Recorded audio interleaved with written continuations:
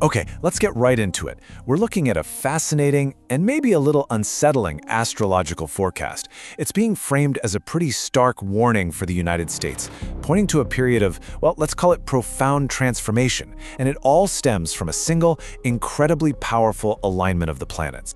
A crisis of foundations. I mean, just let that phrase sink in for a second. That is the stark, bottom-line conclusion from the analysis of a rare celestial event set for 2026. And, we're not just talking about the usual stuff here, like politics or the economy. No, the source material suggests something is going on at a much, much deeper level. So, okay, a rare celestial event is on the horizon, but what does the data actually say it means for the United States? To really get a grip on this forecast, we have to work backward. We need to look at all the evidence, piece by piece, and it all starts with the astronomical event itself. So what in the world is actually happening up there in the sky? All right, first up, the 2026 Planetary Parade. We're talking about a seriously rare astronomical phenomenon here. On February 28, 2026, the night sky is going to host a very unusual gathering of planets. And look, this isn't some abstract theory. It's a real, verifiable, you can look up and see it event. And what a lineup it is. We're talking Mercury, Venus, Mars, Jupiter, Saturn, Neptune, and Uranus. That's 7 planets all clustered together in the evening sky. It's what people colloquially call a planetary parade. Think about that. It's every single one of the naked eye planets, plus the 2 massive outer giants, all showing up to the party at the same time. So how rare is this? Well, a visible alignment with this many players won't happen again until the year 2040. That's a long time from now. This scarcity, this is exactly why astrologers who focus on national trends have had this date circled on their calendars for decades. It's a big deal. Okay, now here's where we get to the absolute core of this analysis. To understand any of this, you have to know that it uses a different astrological system than what most people in the West are used to. This right here, this is the key that unlocks the entire interpretation. So the source material uses the sidereal zodiac, not the more common tropical one. And here's the quick and dirty difference. The tropical system is based on the seasons. The sidereal system is based on the actual fixed constellations, the stars themselves. It's astrology, the study of stars. And because of a wobble in the Earth's axis, these two systems have drifted way apart over the centuries. This analysis insists on using the sidereal system because it's considered a much more direct and frankly accurate reading of the heavens.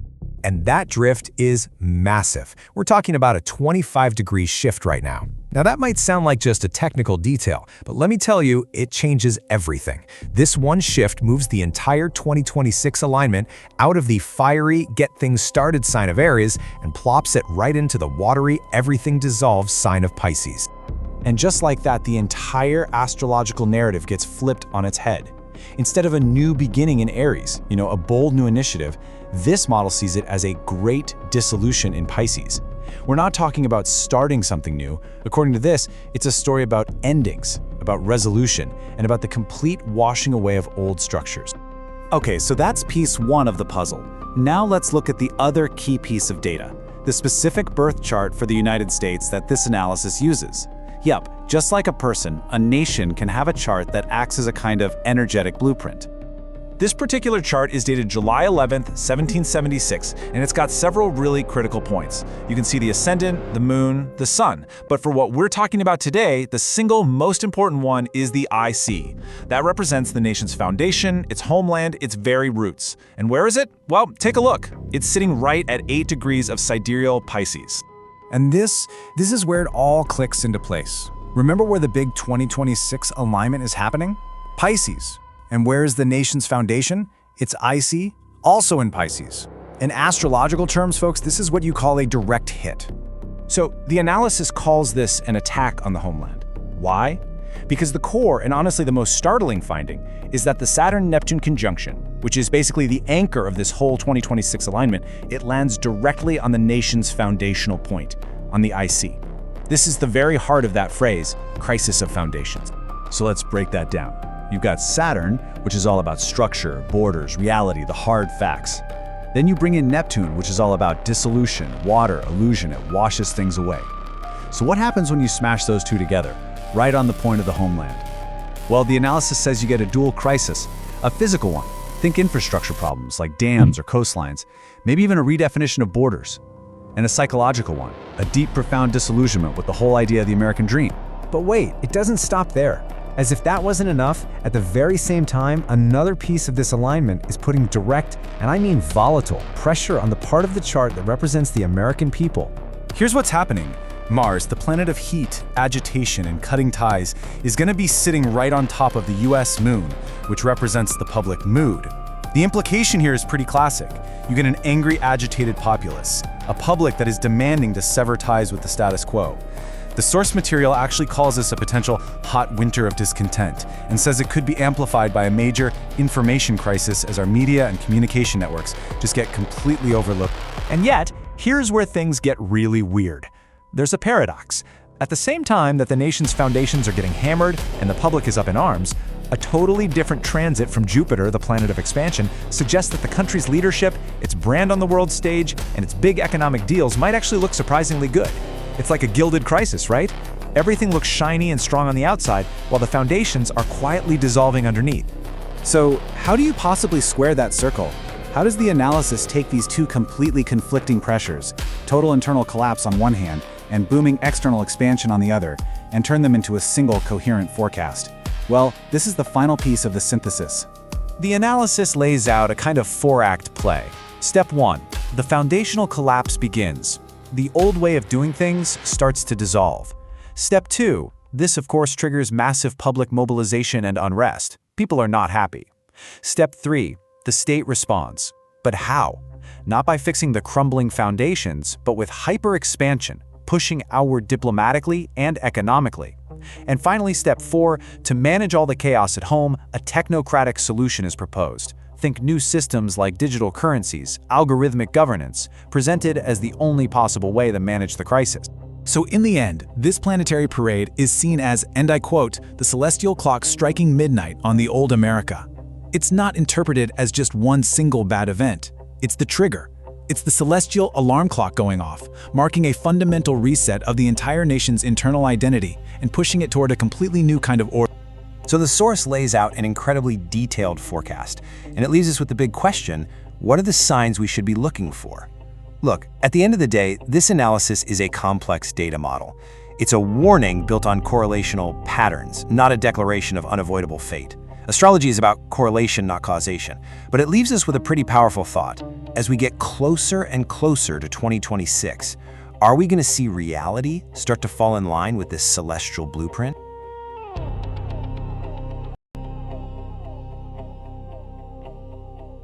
You know, there is a very specific, very seductive lie that we tell ourselves when things get really difficult.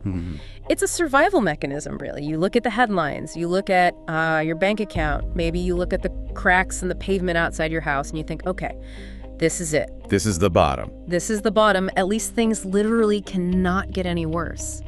And it's a comforting thought, right? It implies that the only direction left is up. Of course, it has to be. But today we are going to dismantle that thought. We are, and we're going to do it with a level of precision that might be uncomfortable for some people. I think uncomfortable is an understatement. Probably. Yeah. Because the whole premise of this deep dive today is that the bottom hasn't actually arrived yet. In fact, what we've been experiencing might just be the tremor before the actual earthquake. So we're recording this on January 25, 2026. And the date we are completely obsessed with today, the focal point of this entire stack of forensic research I have on the table here, is February 28, 2026. Just over a month away. That is just over 30 days away, just over a month. And according to the documents we're going to be breaking down, that date represents what it calls a structural singularity for the United States. Structural singularity is the perfect term for it. I mean, we aren't looking at a bad news cycle. We aren't looking at a dip in the polls or, a rough quarter for the economy. No. We are looking at a fundamental geometric shift in the very bedrock of the country.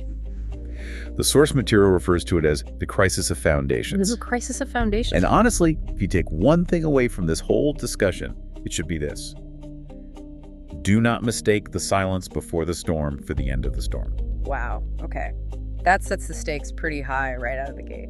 So let's introduce the source material because I want everyone listening to understand exactly what we're looking at here. please. This isn't an op-ed from a newspaper. It's not some think tank white paper on economics.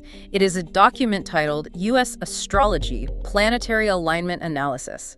Now, hold on. Before you roll your eyes and reach for the skip button because you think we're going to talk about whether you're compatible with a Gemini, we need to be very, very clear about what this is. This is forensic astrology. Correct. And we need to make a really crucial distinction right at the top, or the rest of this conversation just won't make sense. Okay. The methodology used in this analysis is probably different from anything you've ever encountered in pop culture or, the back of a magazine.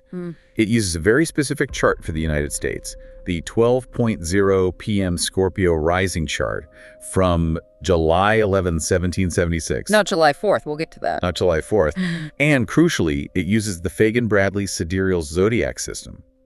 That part is non-negotiable for this analysis to work. Okay, so we're going to get into the specific mechanics of that, why the date matters, why that system matters. But first, we have to address the elephant in the room, the scientific context. The big question, is this real? Exactly, because we have listeners who are engineers, doctors, data scientists, hardcore skeptics. How do we frame this for them so it doesn't just sound like woo-woo? We frame it with intellectual honesty. The source material is very clear on this, and I really appreciate the vigor it shows here. Astrology, in this forensic context, is not causal. Let's just get that out of the way. The planets are not reaching down with invisible gravity hands to push people into the streets or crack the concrete on a bridge. That's not how it works. Right. Saturn isn't personally coming down to ruin your commute. Exactly. It is correlational. It operates under principles very similar to, say, sociological chaos theory.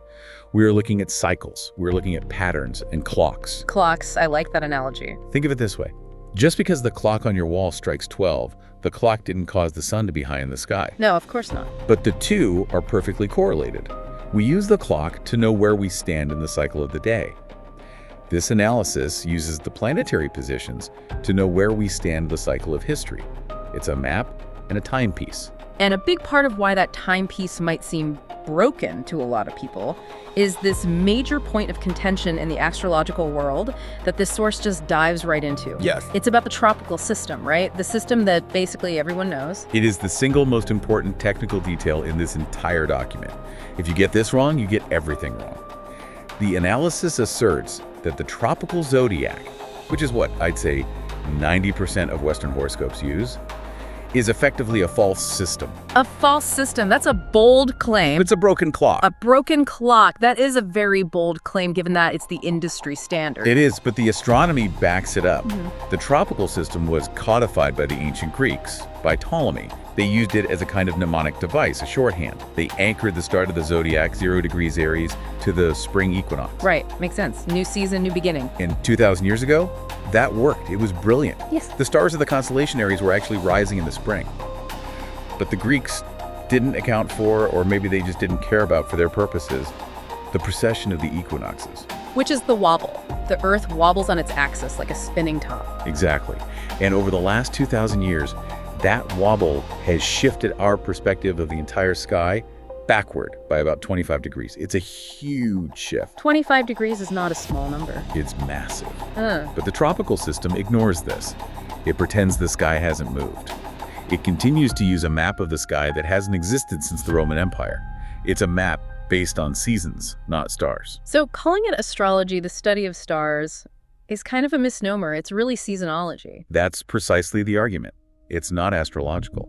Sidereal astrology, which this report uses, actually looks at the sky as it is right now. It says, I don't care what season it is, where are the planets actually located against the background of the fixed constellations? And because they account for that 25-degree shift, their map is accurate to the territory. And that is just wild when you really think about it. It might explain why so many people think astrology is a total joke, because the system everyone is using is literally not looking at the stars. It's looking at a calendar from 100 AD. That is the core argument of the source material. And this isn't just a minor academic debate. That 25-degree shift changes everything. How so? As we're going to find out, it changes the entire prediction for February 2026 from war and fire to drowning and dissolution. Wow. It's the difference between preparing for a battle and preparing for a flood. They are completely different survival strategies. If your map is off by that much, you're in trouble. Precisely. If you are navigating a ship and your chart is off by 25 degrees, you are going to miss your destination by a few miles. You are going to crash into a completely different continent, or in this case, a reef that you didn't even know was there. Okay, so our mission today is to follow the correct map. We're going to walk through this forensic report step by step. Let's do it. We're going to look at the physical verification first, the planetary parade happening on February 28th. Then we'll look at that zodiacal shift, why the mainstream experts are so wrong about this new beginning they're all talking about. And then the impacts. And finally, we are going to get into the specific, and I mean brutal, impacts on the U.S. chart. The dissolution of the homeland, the anger of the people, and what the source calls the technocratic reset. It is a heavy itinerary, a very heavy one. But ignoring the map won't stop the ship from moving. Not at all. So let's start with the event itself. Section 1, February 28, 2026. What are we actually going to see if we look up at the sky? Let's ground this in reality. Yes, absolutely. Let's paint the picture. You walk outside. It's evening, just after sunset. You look to the west. Okay. You are going to witness a phenomenon that is both visually spectacular and astronomically pretty rare. It's being called a planetary parade. It's basically a geocentric clustering where almost the entire solar system decides to throw a party in one specific quadrant of the sky. The whole gang is there. Essentially, yeah. You've got Mercury, Venus, Mars, Jupiter, Saturn, and Neptune all arrayed in this beautiful arc. Uranus is there too, though you'd need binoculars or a small telescope to spot them. But with the naked eye, you'll be able to see a bunch of them. Oh yeah. You'll see 5 planets simultaneously, which is already a pretty cool sight. And the report breaks down the visuals, which I think helps anchor this. It's not just a jumble of lights, there's a structure to it. Venus is the anchor, right? Yes, Venus acts as the evening star. It will be incredibly bright, just unmistakable low in the west after the sun goes down. It's the beacon for the whole formation. Okay. Then, if you look along the arc, you'll see Saturn. And right next to Saturn, and this is so critical for the interpretation, is Neptune. Now, you can't see Neptune with the naked eye. It's too dim, too far out. Right. But knowing it's there, huddled up against Saturn, is the key to this whole thing. Then higher up, you'll see Mars, the red planet, very distinct. And finally, Jupiter is acting like the crown of the whole configuration, sitting high in the sky. It's a majestic sight. And the source emphasizes that this isn't a common occurrence. I feel like we hear about alignments every other year on social media just to generate clicks, but this one is statistically different. It is. The source verifies the ephemerides, the astronomical tables, a clustering of 7 planetary bodies within a 60 to 90 degree sector of the sky, basically a quarter of the sky, is extremely rare. So they're all packed in together? Very packed in. This specific visibility window, with this level of tightness, it won't repeat until 2040. So we're looking at a genuinely generational alignment. This isn't just hype. So it's verified, it's rare. But here's the concept that really caught my attention in the report. They call it the trigger mechanism, or the lens effect. Can you explain that? I can try. Because usually these outer planets, Saturn, Neptune, they move super slow, they hang out in the same sign for years, sometimes decades. Why is February 28th the day it all blows up? Why not last month? Why not next year? That's a great question. And it brings us to a core concept in mundane astrology, which again is the astrology of nations and world events, not people. And that concept is visibility equals intensity. Usually Saturn and Neptune are working in the background. They're like the deep bass notes of history. You feel them, but you don't always see them. They set the tone for decades. It's like the background hum of an air conditioner. You kind of forget it's there until it suddenly stops. Or until it explodes. And that's what happens here. This is the key. When these slow, heavy planets are joined by what the source calls activator planets, specifically Mars in this case, which brings heat, speed, and action. It puts a match to the fuse. Puts a match to the fuse. And when they're all made visually prominent, like Venus is doing, acting as this bright beacon, it creates what the report calls a lens effect. It focuses the energy. Exactly. It takes that background hum and turns it into a screen. It pulls that long-turn, slow-moving trend of Saturn-Neptune and forces it into the foreground of human events. It turns a trend into a moment. It becomes observable, tangible. So the parade itself acts like a giant celestial magnifying glass, burning the energy of those outer planets into the fabric of that specific day. That is the perfect way to describe it. It's a focusing event. Okay, so we have the date, we have the visual trigger, the lens is focused. Now we have to get into the scary part, the framework. Section 2. We mentioned earlier that most astrologers are getting this completely wrong because they're using the tropical zodiac, the false map. Break that down for us. What is the tropical illusion versus the sidereal reality? Because this is where everything diverges. This is the pivot point of the entire analysis. I can't stress this enough. If you read mainstream astrological forecasts for 2026, or if you listen to other podcasts on this topic, you will hear everyone talking about the Aries ingress. Aries, the ram, fire, war, new beginnings, action. Exactly. In the tropical system, which ignores the precession, Saturn and Neptune are hitting 0 degrees of Aries on this date. And 0 degrees of any sign is a starting line, but 0 Aries is the starting line. It's called the Aries point. That's the beginning of the whole zodiac. It's the Genesis point. So the prediction from the tropical camp is new beginnings, fire, assertiveness, maybe open conflict, but definitely a start of a new 30-year cycle. It's active, it's let's go, it's forward momentum. But our source, using the sidereal system, looking at the actual stars in the sky, says absolutely not. Not even close. The source applies the Fagan-Bradley Ionamsa. That's the specific name for the calculation of the 25-degree shift we discussed. It subtracts that shift from the tropical position. Okay, so let's do the math. It's simple math. You take 0 degrees tropical Aries and you subtract roughly 25 degrees, and that lands us at 5 degrees of sidereal Pisces. Pisces. That is a massive difference. We're not talking about a slight nuance in interpretation here. We're talking about a completely different element, a different mode, a different everything. It's the complete opposite. Aries is fire, Pisces is water. Aries is initiation, Pisces is dissolution. Aries is the first sign of the zodiac, the birth scream, raw life force. Pisces is the 12th, the final sign, the death rattle, the return to the ocean. That gave me chills reading it. The source calls it the Great Dissolution. So the tropical astrologers are telling people to prepare for a sprint, to charge ahead. Right. But the sidereal reality is that we are stepping into quicksand. Or stepping off a pier into the deep ocean. The archetype of the 12th sign, Pisces, is about the washing away of structures. It's about the end of the cycle, where everything that is no longer structurally sound, everything that is rotten or corrupt, is simply eroded away. What else does it rule? It rules hidden enemies, debt, confusion, fog, spiritual reckoning, and things dissolving into the vastness of the water. It's formlessness. So it's the difference between a fire that burns things down, which is Aries. Which is violent and quick and visible. And a flood that just washes everything away, which is Pisces. It's slower, more insidious, and maybe more total. Exactly. And the source argues that because we are actually in Pisces, the whole new beginning narrative is a lie, a dangerous lie. We aren't starting anything new. We are ending everything from the last cycle. We are facing the consequences before a new cycle can even be dreamed of. Okay, now to make this analysis work specifically for the United States, the source also insists on using a very specific birth chart for the US. The July 11th, 1776 chart. Why not July 4th? Everyone knows July 4th. We have fireworks on July 4th. Right, the July 4th Sibley chart is the popular one, usually set for late afternoon in Philadelphia. But many forensic astrologers, especially in the sidereal camp, prefer the July 11th chart, set for 12:00 p.m.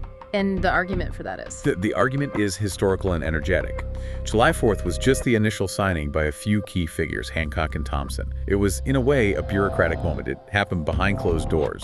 July 11th was the day that the Declaration was fully publicly read to the populace in Philadelphia, New York, and elsewhere. It's when the bells were rung. So it's when the information actually went live. It's when the download hit the public server, not just when the file was saved on a private one. That's a perfect analogy. Before July 11th, it was a document in a room.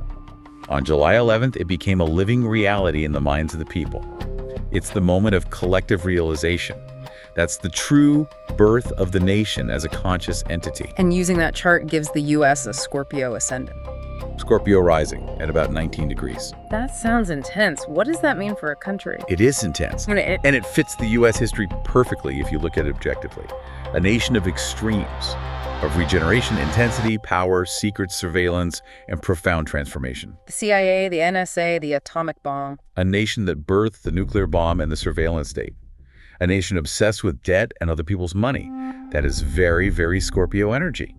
But more importantly, for our deep dive today, using this chart sets up the angles, the geometric cross of the chart, in very specific, very sensitive places. And this is where the math gets really scary, because those planets we saw in the parades, Saturn and Neptune, they aren't just floating around randomly in Pisces. Right. They are landing right on one of those critical angles of the U.S. chart. They are. And this brings us to section 3 of our discussion, the core crisis, the geometry of collapse. Yeah. In this July 11th chart, the Imum Coeli, or IC, which is a Latin term for bottom of the sky, is located at 8 degrees and 11 minutes of sidereal Pisces.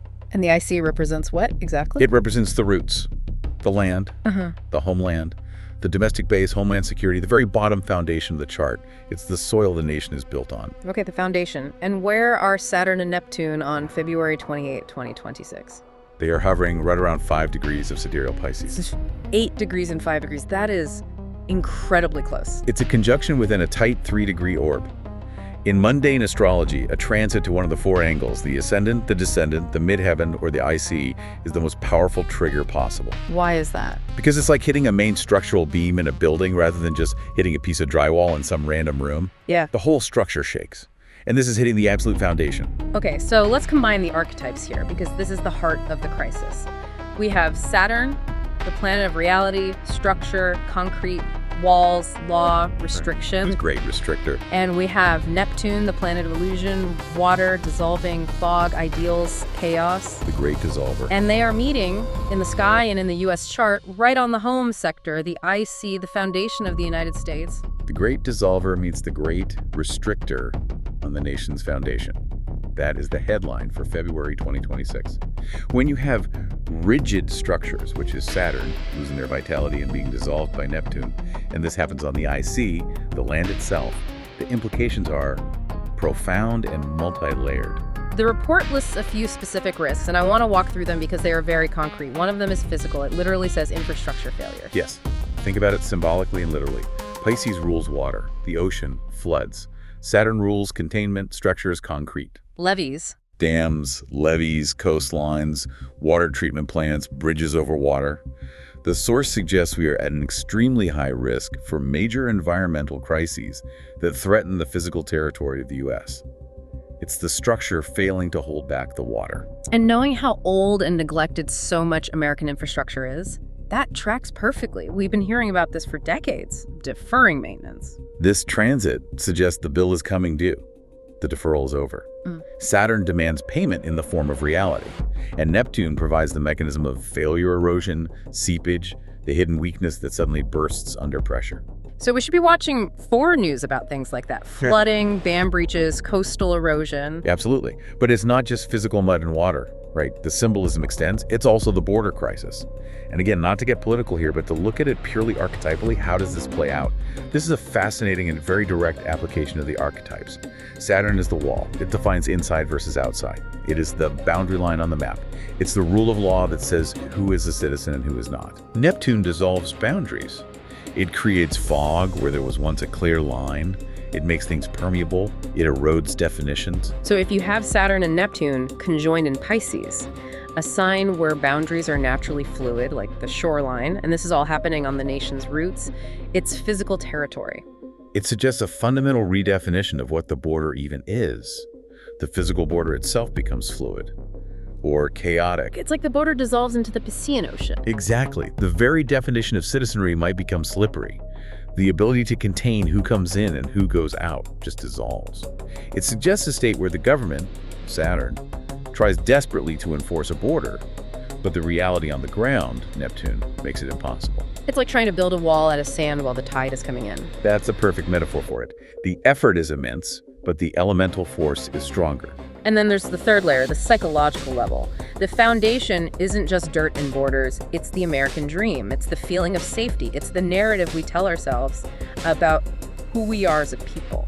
That's what the source calls the societal foundational impact, a profound disillusionment. If the IC is the solid ground we stand on, this transit makes that ground feel like a swamp. Social contract feels like it's dissolving. Exactly. The trust in the basic functions of society erodes. And the source notes that historically, Saturn-Neptune cycles track with the rise and fall of collectivist movements. You can check the dates. 1846, 1917, 1989. 1846, Communist Manifesto. 1917, Russian Revolution.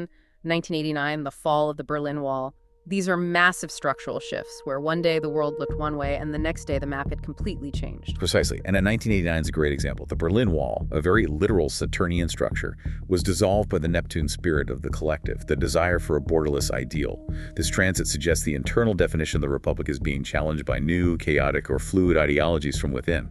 The old solid identity is washing away. So to summarize this part, the ground is literally and figuratively rotting beneath our feet. That is the core crisis. That's bad enough. Yeah, but we haven't even talked about the people standing on that ground, the public, the mob, as it's sometimes called.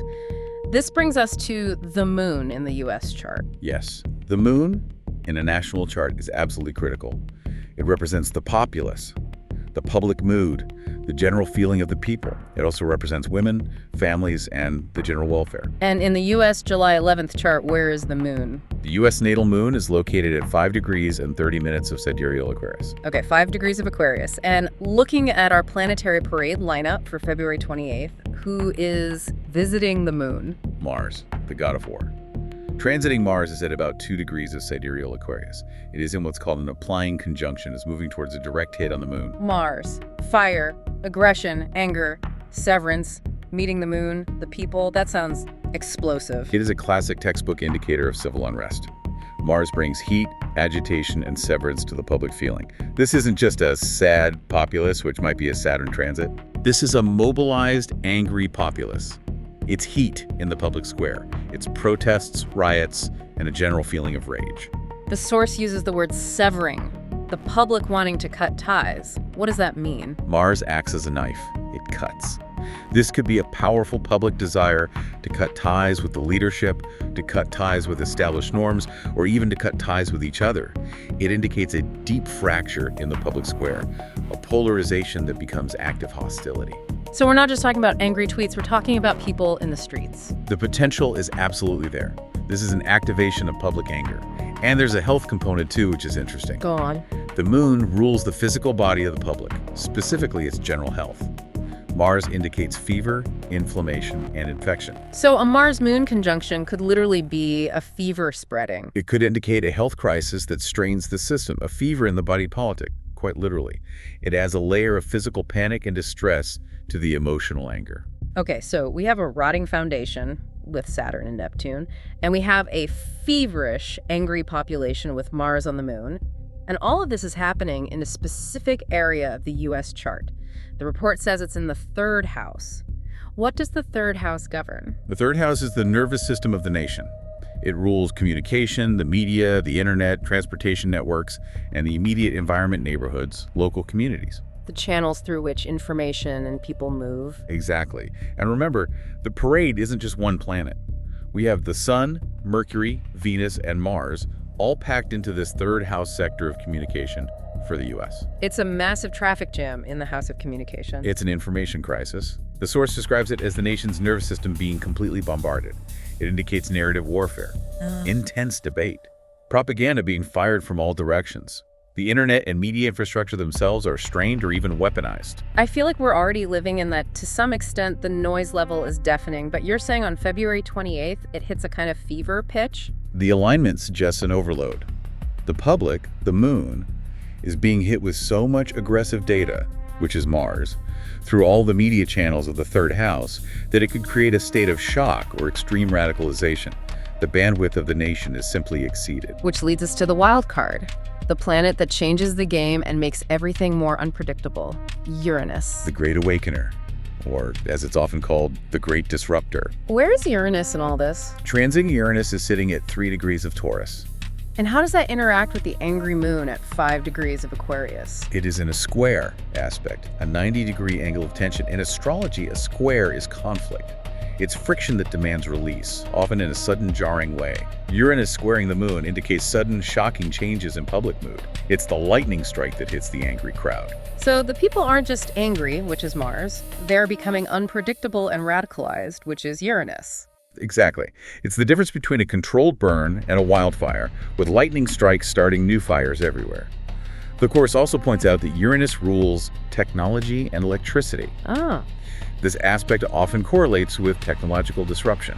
Grid failures, cyber attacks, sudden stock market shocks caused by algorithms, or massive labor market shifts caused by a tech breakthrough like AI.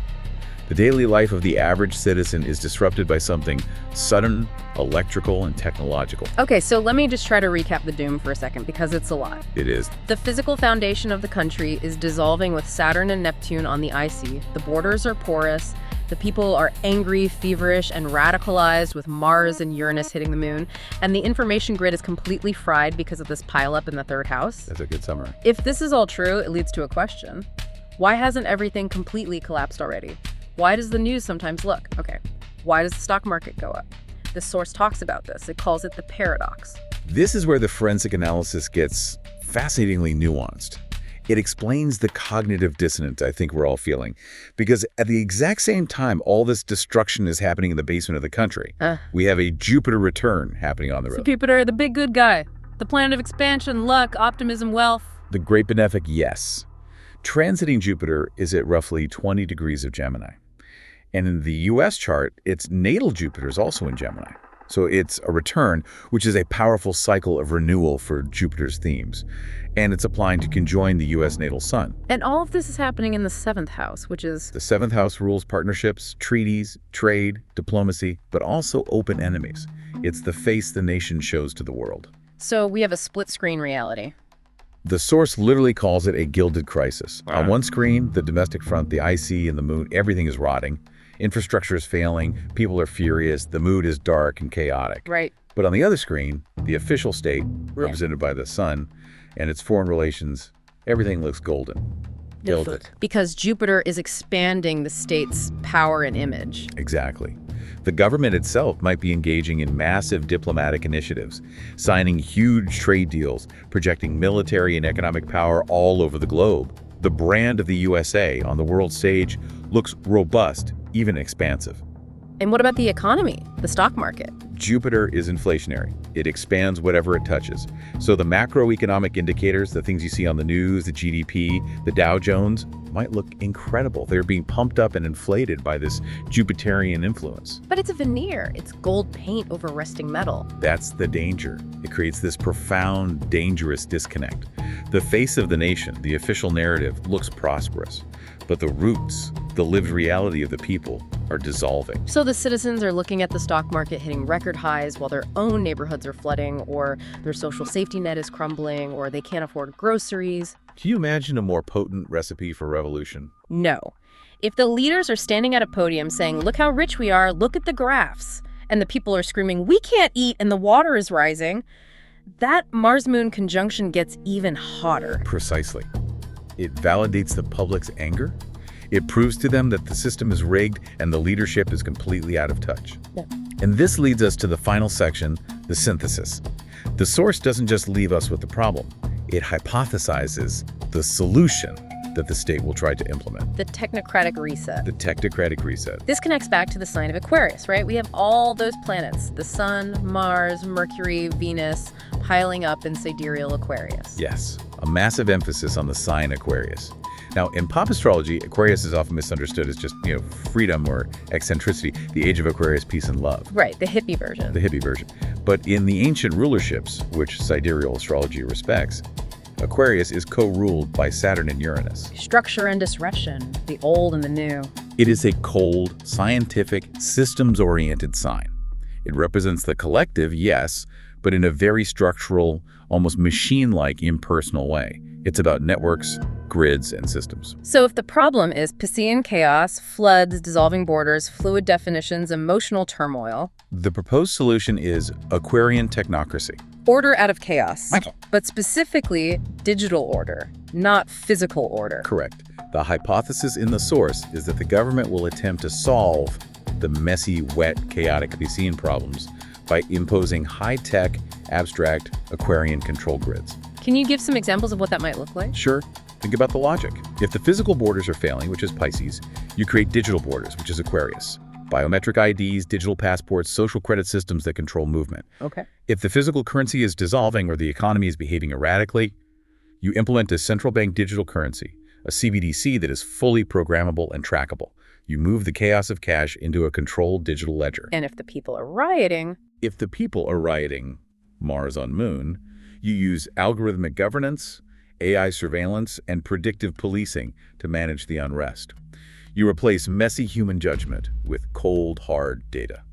So the Planetary Parade on February 28th isn't just a light show. The source is saying it's the clock striking midnight for this new kind of system. The source interprets the parade as the visual manifestation of this new order coming online. The old America, the 20th century industrial structure, the concrete and steel of Saturn and Capricorn, is being washed away by this Saturn, Neptune, and Pisces transit. It's gone. It's not coming back. And what is rushing in to fill that void is this Aquarian technocratic state. That is the synthesis. The dissolution of the old foundation creates the vacuum that the new technologically driven system is designed to fill. That is a lot to process. It frames the next month not just as a countdown to a cool stargazing night, but as, I don't know, the final days of an entire era. The source defines it as a structural singularity. Once you cross this threshold, the rules of the game change. The geometry of the nation itself changes. You're not in Kansas anymore. So let's bring this home. What does this mean for the listener? We promised we wouldn't just leave them in the fetal position on the floor. The source calls this a crisis of foundations. What is the takeaway? I think the takeaway is this.